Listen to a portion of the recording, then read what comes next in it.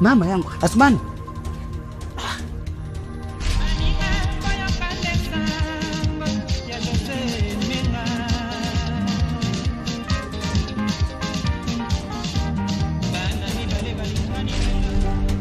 Asmani.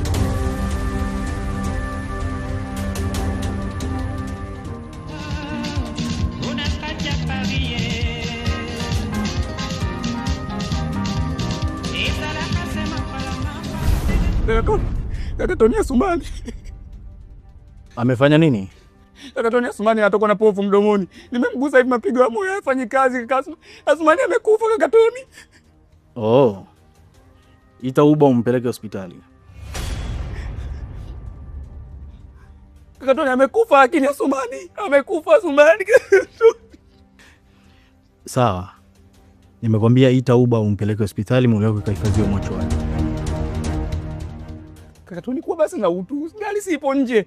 Tukaitustumie gari yako kakangu. Hapana, tumia Uber tu, inatosha. Tumia Uber tu.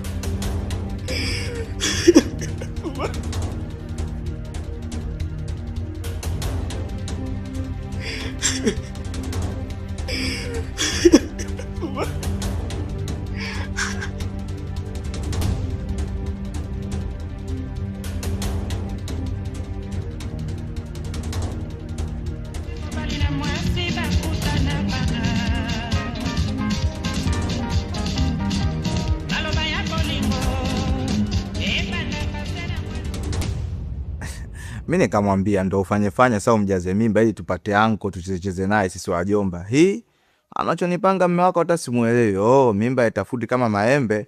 Oh, tuna mipango yetu. Sijui unaishi naye vipi huyo?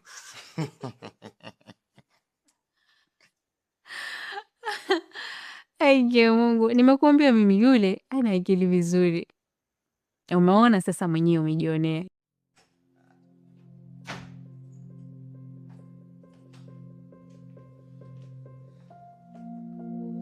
Karibuni.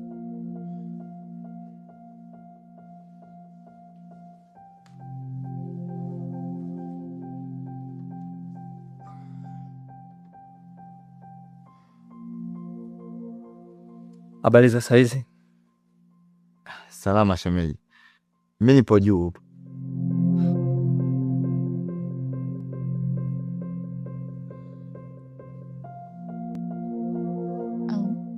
Mume wangu, niwaandalie kinywaji gani?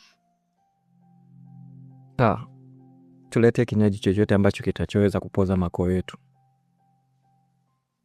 Sawa.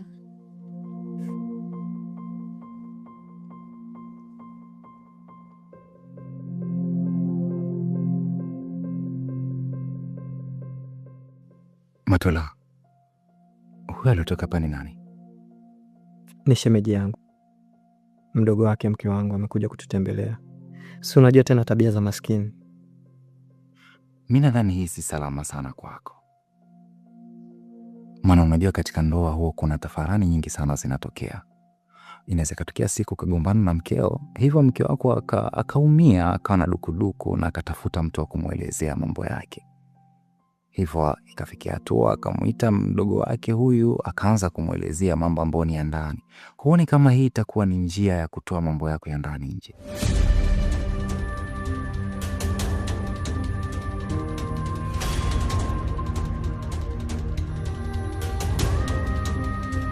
Ulichokisema kina maana, lakini sikufikiria hapo awali. Ngoja nikipe nafasi katika halmashauri ya kichwa changu iweze kufikiria kwa kina.